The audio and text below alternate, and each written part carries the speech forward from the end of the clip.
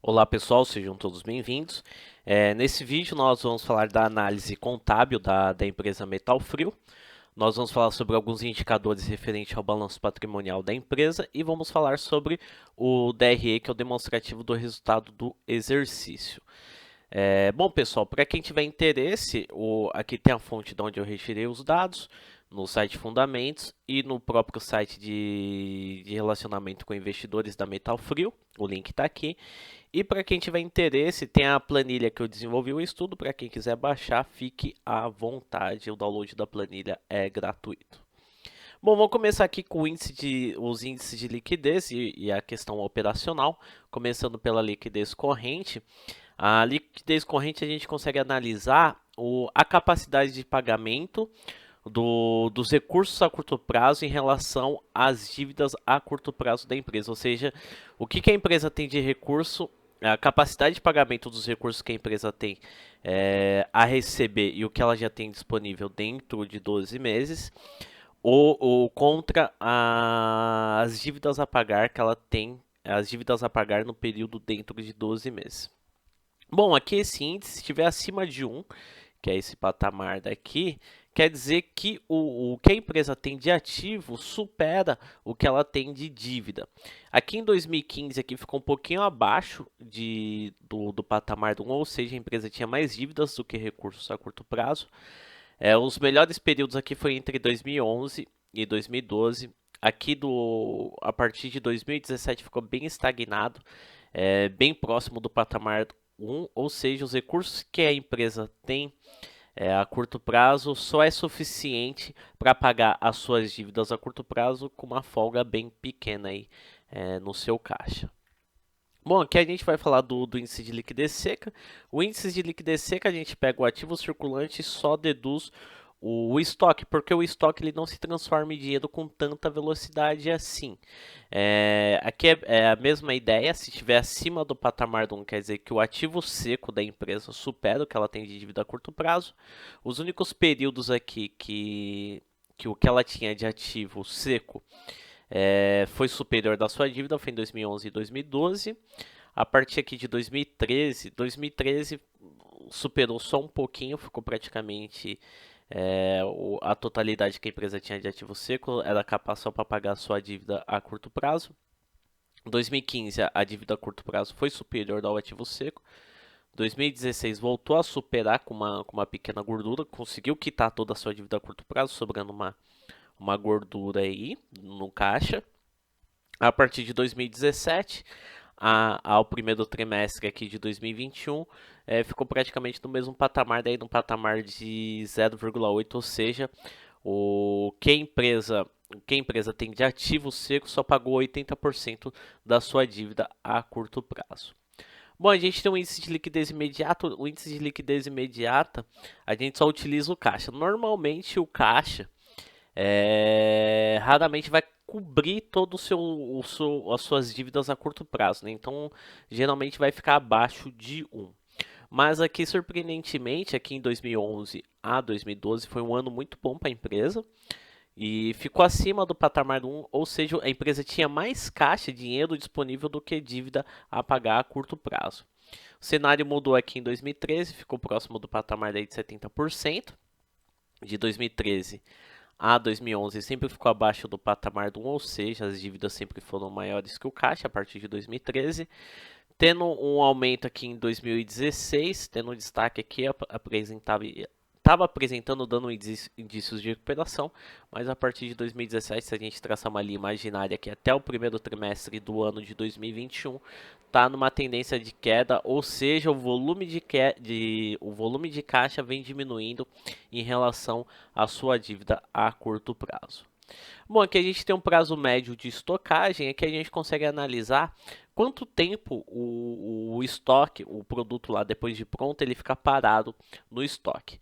Traçando uma linha imaginária aqui, traçando uma média aqui, ele fica aí aproximadamente entre 55 a 60 dias parado no estoque. A partir de 2017, se a gente traçar uma linha imaginária que está numa tendência de queda, que o ideal quanto menor, melhor.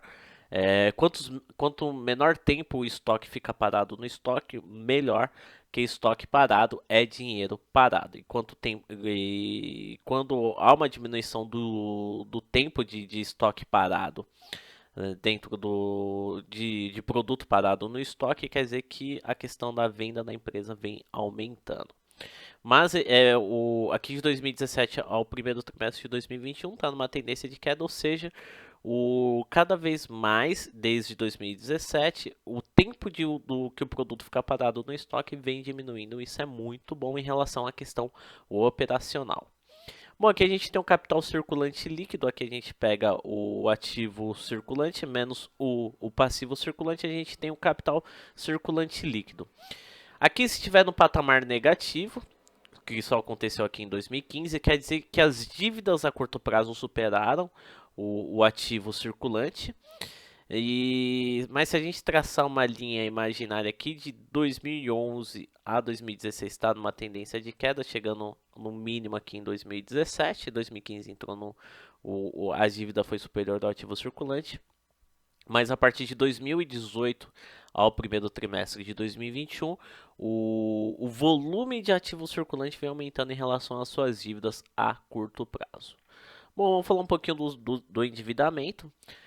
Aqui a gente vai falar dos empréstimos empregados no ativo, a gente vai verificar do total do ativo, qual foi o percentual que foi investido através de recursos de bancos e financeiras. Bom, se estiver abaixo de 50%, quer dizer que a maior parte foi através de recursos próprios. Se estiver acima de 50%, quer dizer que o ativo, por sua maior parte, está sendo financiado através de capital de bancos e financeiras. O ideal é sempre estar abaixo de 50%. Por quê? Porque se a maior parte do ativo está sendo financiado através de bancos e financeiras, o capital que é disponibilizado através de bancos e financeiras tem um custo, e esse custo impacta diretamente em relação ao lucro líquido da empresa, ou seja, gera despesas financeiras que atribui diretamente no resultado final aí da empresa na hora da apuração do lucro e prejuízo. Bom, o patamar de 50% está aqui, analisando o gráfico aqui de todo o período de 2011 até o primeiro trimestre de 2021, sempre esteve acima de 50%, ou seja, desde 2011 ao primeiro trimestre de 2021, a maior parte do ativo está sendo financiado através de bancos e financeiros. Olhando por um aspecto econômico, aí não é um cenário ideal, porque quanto mais a empresa está mais endividada, utiliza mais recursos de bancos e financeiros, maior vai ser a despesa financeira. Bom, aqui a gente tem mobilização dos recursos permanentes. Aqui a gente analisa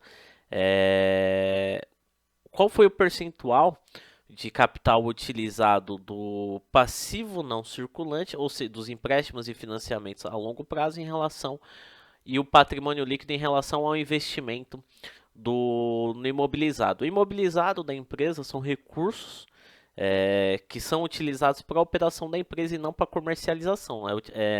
Investimento em imóveis, veículos para a empresa, maquinários, ou seja, são ativos da empresa que não são destinados à comercialização, ou seja, não tem finalidade de ser transformado em dinheiro, mas sim de geração de riqueza, ou seja, para a empresa funcionar precisa desses ativos fixos, né, que são os ativos de recursos permanentes.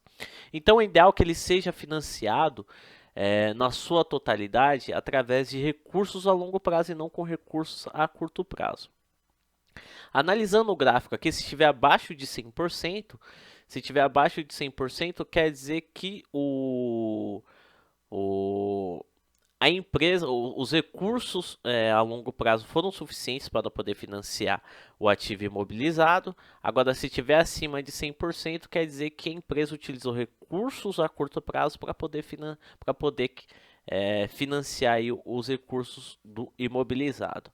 Só aconteceu isso em 2015, ou seja, a empresa ainda utilizou um pouquinho dos recursos a curto prazo para poder financiar os seus ativos permanentes, mas o restante dos períodos aqui, se a gente analisar, sempre o capital a longo prazo sempre foi suficiente para poder quitar o imobilizado, ainda sobrando uma gordurinha aí para poder financiar os ativos a curto prazo da empresa. Então, aqui olhando a questão do imobilizado da empresa, sempre esteve abaixo de 100%, com exceção de 2015, mas o restante dos períodos aí sempre esteve abaixo de 100%, ou seja, os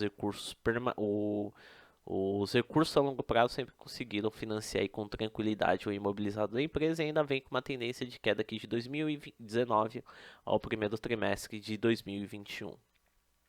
Bom, vamos falar um pouquinho do ROI, que é o retorno sobre o investimento, que a gente consegue analisar, pega o lucro operacional em relação ao patrimônio líquido, que é o capital investido pelos sócios e acionistas, e aqui a gente consegue analisar qual foi a rentabilidade, qual foi o retorno do capital que foi investido pelos sócios e acionistas em relação ao lucro operacional. Bom, 2011 a 2013 não foi tão bom assim. A partir de 2014 a 2019 veio numa tendência de alta fortíssima.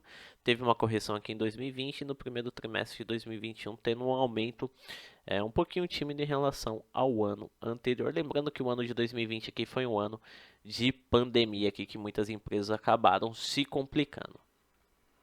Bom, aqui a gente tem a margem operacional, aqui a gente pega as vendas líquidas e a gente pega o lucro operacional dividido pelas vendas líquidas e verifica qual foi o percentual de retorno aí das vendas líquidas, né? Ou de quanto das vendas totais virou lucro operacional. Bom, das vendas líquidas totais aí, o ano de 2011 a 2013 não foi muito bom. De 2014 a 2019 vem numa tendência forte aqui, positiva, tendo a correção em 2020 e tendo uma pequena recuperação em relação ao anterior aqui no primeiro trimestre de 2021. Bom, aqui a gente tem a margem líquida, que a gente pega o lucro líquido da empresa, o lucro final, em relação ao total de vendas e verifica a margem. Se estiver no patamar negativo, que é esse patamar daqui, a gente já consegue analisar que a empresa teve prejuízo. E isso aconteceu aqui em 2013, 2014, 2015, 2017, 2018 e 2020 foi muito ruim para a empresa. 2011 teve lucro, 2012, 2016, 2019. Aqui no primeiro trimestre do ano de 2021 aqui já apresenta prejuízo. Então aqui no total aqui de 2011 ao primeiro trimestre de 2021 vem oscilando bastante a questão dos resultados da empresa. Então, a maior parte do período aqui a empresa teve margem negativa porque a empresa não apresentou lucro, mas sim prejuízo. Bom, vamos falar um pouquinho do demonstrativo do resultado do exercício, que é o DRE, que a gente consegue verificar a questão da apuração do resultado da empresa nos anos, né, de 2011 ao primeiro trimestre de 2021. Como o primeiro trimestre ainda não foi apurado na sua totalidade, ou seja, o ano de 2021 não foi apurado na sua totalidade, eu fiz uma projeção aqui, que foi a barrinha que está em destaque em laranja. Então aqui eu fiz uma projeção utilizando os dados do primeiro trimestre de 2021, fazendo uma projeção como que vai ser um ano, entre aspas, aí, o ano de 2021, quando for feita a apuração aí do resultado do ano completo. Bom, a questão das vendas da empresa vem crescendo de 2011 a 2020. 2020 teve uma correção aqui em relação teve um freio aí das suas vendas de 2019 para 2020 por questão da pandemia. Aqui o volume do primeiro trimestre de 2021 é pequeno porque ainda não foi apurado na sua totalidade. Fazendo a projeção aqui, a tendência é continuar crescendo, mas tem que analisar aí os próximos resultados da empresa. Mas utilizando a projeção, utilizando os dados do primeiro trimestre, a tendência aqui é que a empresa continua com seu volume de vendas crescentes. Bom, aqui a gente tem um resultado bruto. O resultado bruto é o nível de lucratividade da empresa com o seu principal ramo de atividade, que é a venda dos seus produtos. Aqui a gente consegue analisar que vem numa tendência de alta de 2011 a 2019 e em 2020 aqui ficou no mesmo patamar do ano anterior. Aqui no primeiro trimestre de 2021, volume pequeno, novamente por questão que aqui só está apurado o primeiro trimestre. Fazendo a projeção aqui, a tendência é que o ano de 2021 seja melhor que o ano de 2020. Mas claro, ainda isso aqui é só uma projeção, não é nada confirmado, tem que esperar as apurações dos resultados e verificar o que vai acontecer. Bom, aqui a gente tem o EBITDA. O EBITDA, a gente verifica o nível de lucratividade da empresa como um todo. Não só com as vendas do seu principal produto, mas com as atividades meios, como organização administrativa, salário do pessoal do administrativo, manutenção predial, produtos de limpeza, ou seja, são outras despesas que são ligadas à empresa, mas que não está ligado ao seu principal ramo de atividade, e receitas também que alimentam caixa, mas que não está ligado diretamente à venda dos seus produtos, como venda de algum ativo fixo, alguns computadores, às vezes a empresa troca o parque de TI, e acaba vendendo os computadores antigos, são receitas que vão entrar no caixa, mas que não está ligado ao seu principal ramo de atividade. Então aqui a gente pega verifica o nível de lucratividade da empresa como um todo. Bom, 2011 a 2013 não foi tão bom para a empresa, tendo uma recuperação surpreendente aqui de 2014 a 2019, tendo uma correção fortíssima aqui em 2020, lembrando que 2020 tem a questão da pandemia. Aqui o nível de lucratividade do primeiro trimestre é baixo, porque ainda só foi apurado o primeiro trimestre, fazendo a projeção aqui, utilizando os dados do primeiro trimestre de 2021, a tendência é que o ano de 2021 seja melhor que o ano anterior, mas tem que verificar o que vai acontecer aí nos próximos períodos. Bom, aqui a gente tem um resultado financeiro. O resultado financeiro, se a empresa tem mais despesas, aqui a gente consegue analisar se as receitas são maiores que as despesas ou se as despesas são maiores que as receitas no mercado financeiro. Aqui são operações que envolvem variação cambial, rentabilidade ou prejuízo no mercado financeiro, investimentos que ela faz na bolsa de valores investindo em outras empresas, rendimento em renda fixas, variação cambial e juros que ela paga de empréstimos e financiamentos. Bom, olhando no todo aqui de 2011 a 2021, a empresa sempre esteve no patamar negativo. Isso representa que as despesas, o volume financeiro de despesas foram superior ao volume financeiro de receitas. Então fica no patamar negativo, ou seja, a empresa vem obtendo prejuízo em relação às suas operações financeiras.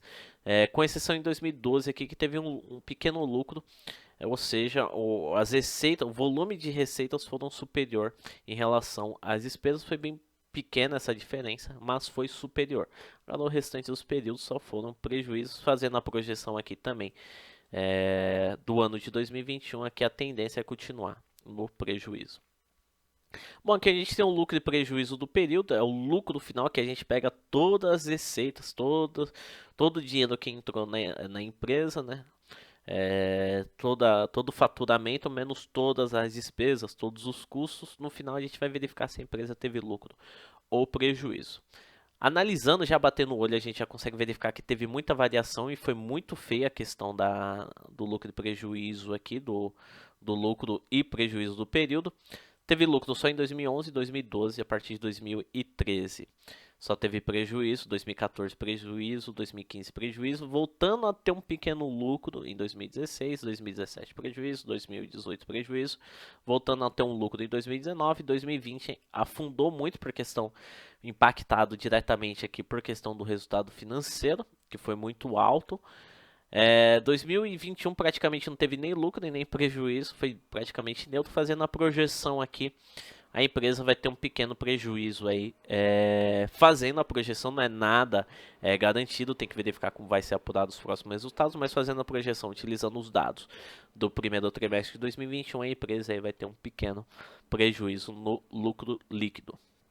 Bom, pessoal, termina a análise aqui, espero que vocês tenham gostado. Aqui está os dados de onde eu retirei a fonte de onde eu retirei os dados, o site Fundamentos e o site de relacionamento com investidores. Para quem quiser fazer o download da planilha, só basta clicar nesse botão aqui que vai ser disponibilizado gratuitamente. Bom, pessoal, espero que vocês tenham gostado. Um grande abraço, sucesso a todos, até os próximos vídeos.